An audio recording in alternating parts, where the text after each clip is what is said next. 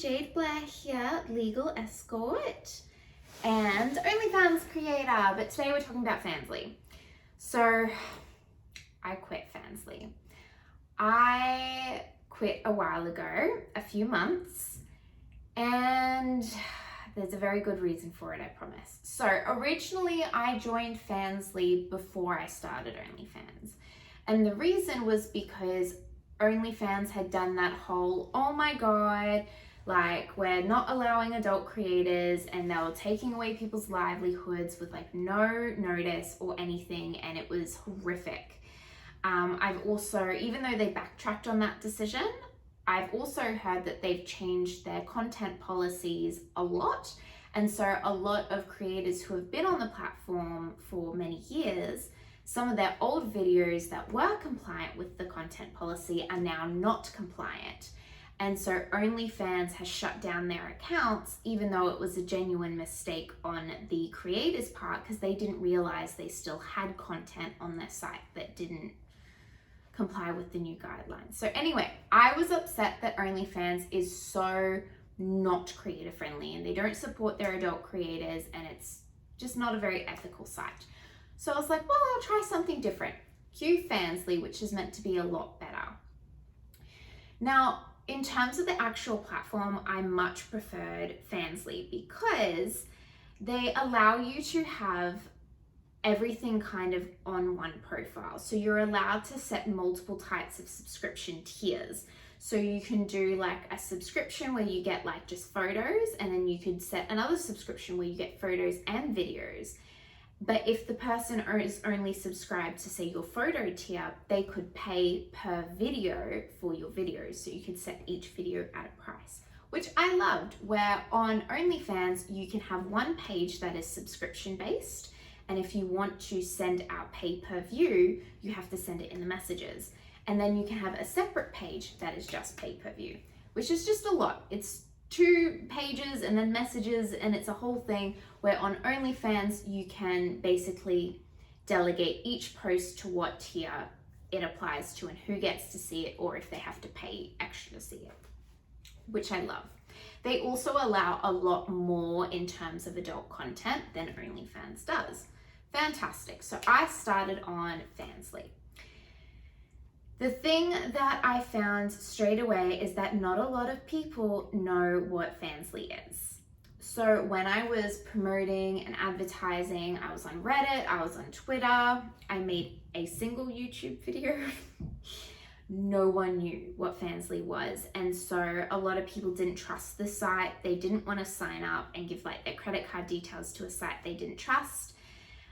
So I just wasn't getting very many subscribers. And when I finally did get an OnlyFans and had both my OnlyFans and Fansly available, everyone went to OnlyFans. I think I advertised both for about a month before I shut down my Fansly.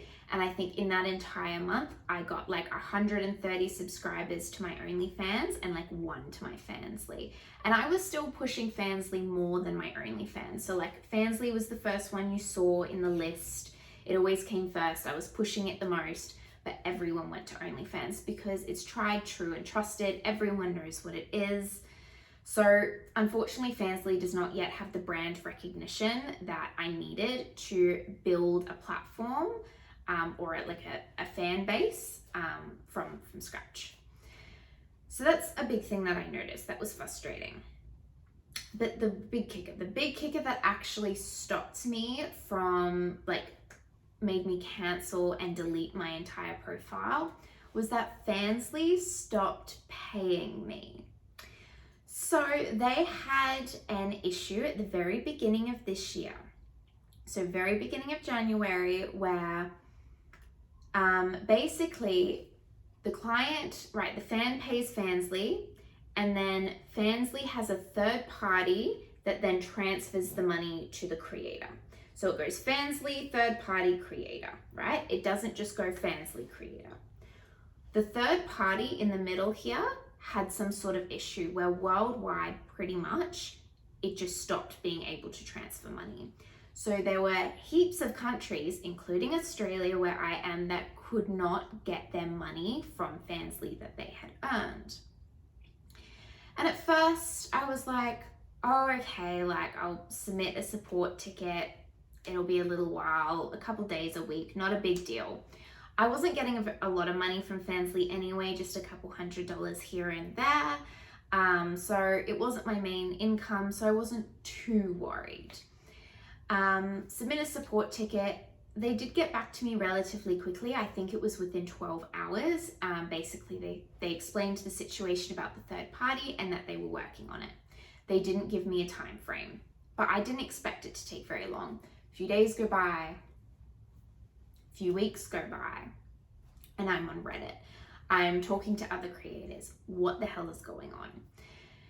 Well, after 6 weeks, I decided enough was enough and I wanted my money, right? I'd waited 6 weeks to be paid out something that I should have already gotten. My money that I own, not Fansly, they were taking away from me. So I contacted Fansly again and I said, this is not acceptable. You need to pay me. It has been 6 weeks now, almost 2 months.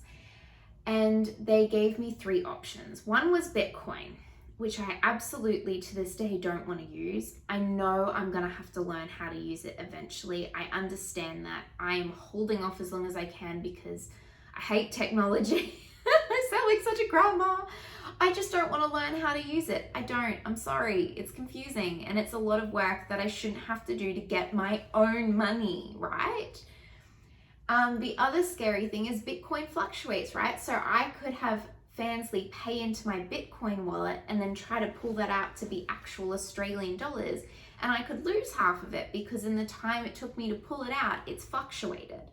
I also do understand I could actually have made money, but it just wasn't a risk I felt like I wanted to take. They gave me 2 other options, and these were 2 other third-party providers that I could use. Both of them meant that I had to set up an account with this third-party provider, which meant giving them my identification. Now, I'm okay with giving my identification. I had to set it up for both Fansly and Onlyfans. That's fine. I don't mind giving my identification, my ID documents to legitimate companies. The thing that annoys me is these companies looked so dodgy. I read their terms and conditions. There were errors, there were misspellings, there were just really weird questions about like religion and your political affiliations. And I just felt very uncomfortable about it. The money also wasn't protected. So in Australia, the government will guarantee your money up to $250,000. So basically, if you put money into a bank up to $250,000, you are guaranteed to get that money. So if the bank closes, if there's a recession, if the bank doesn't have the money, when you go to pull it out, the government will give you the money. They will protect it. What scared me is if I put all of my money from Fansly to these third parties could collapse and I had no way of then getting that money. If they went bankrupt in between me pulling out that money, there was nothing I could do. So it was very, very dodgy. And I really didn't want to do it, but then it came to 2 months. And I said, this is insane. It has been 2 months and I haven't been paid. And here's the thing. This is work. This job is work. But that doesn't mean it's not also intimate and personal. And it can be both. And a lot of people say it can't, but it absolutely can. We are human beings. We are very complicated and we're very smart. We don't have to have black and white. We can have gray. It's okay. It can be work and business, and it can be personal and intimate at the same time. So when I was doing these very adult, explicit things and not being paid for it, I felt extremely exploited. And I don't know a better word to use it, exploited and used and awful. Violated in a way because I only agreed to do those things in exchange for payment. Even though I had fun doing them, I wasn't going to put it out there for free. So the fact that I hadn't got paid was really starting to bother me. I did end up signing up with one of these sites. It took like 2 weeks for my profile to actually be approved. So my account was finally approved, so then Fansly had to transfer my money to this third-party account, and then I could request that third-party account to then be transferred into my Australian bank account. To get that money from my third-party account to my Australian bank account cost me $10 to make that transfer. Now, if there are any Americans or any other countries watching this, you're probably like, oh, that's not that much. Well, here in Australia, that is. We do not pay really at all for our banking. It's free to set up bank accounts. It's free to transfer money. It's free to pay bills. The only real things you will ever pay for are like checks. So to have to pay to access my own money really, really annoyed me. And I understand that it's $10, and I understand that it was only when I withdrew the money. So I could say make one withdrawal a year. That was fine. But because of how dodgy this website was and how much Fansly had already mucked me around, if I was going to continue with Fansly, I would be wanting to pull out that money as soon as I possibly could to make sure it actually got to me. So that $10 every transaction could really add up. And I just wasn't okay with that. I felt like I was being exploited. I felt like I was being used. I felt like Fansly had broken a promise to me.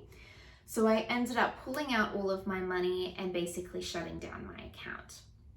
Now, all of the subscribers I did have, basically I continued to upload until my very last subscriber finished their subscription.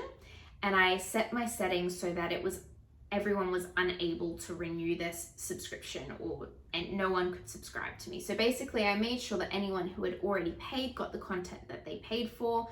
Once everyone had left, that's when I shut down my account. So I no longer have a Fansly account. I only have an Onlyfans account. Now it has been a few months. So this happened in January, and I closed down the account around the end of February, beginning of March. And it is now June. So it has been a while.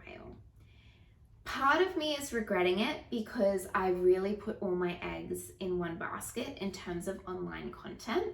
If OnlyFans decides that they will be shutting down adult creators on their platform again, I don't think they will, but if they do, I'm kind of screwed. That whole side of my business will be gone because I don't have another platform to direct people to or already established.